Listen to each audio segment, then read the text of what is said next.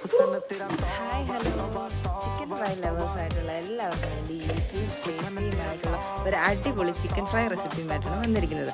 ആദ്യമായി മുളക് പൊടി, മഞ്ഞൾപ്പൊടി, മല്ലിപ്പൊടി, കുരുമുളക് പൊടി, ഗരം മസാല, ഉപ്പുപൊടി, അതിലേക്ക് ഒരൽപ്പം അരിപ്പൊടി, മൈദ, പിന്നെ ഒരൽപ്പം നാരങ്ങാനീര്, കുറച്ച് തൈര്, ഉപ്പ് എന്നിവ നന്നായി യോജിപ്പിച്ച് ചിക്കനുമായി മിക്സ് ചെയ്ത് ഒരു 20 മിനിറ്റ് ശേഷം ഫ്രൈ ചെയ്ത് നല്ല ചൂടോടെ കഴിക്കാം.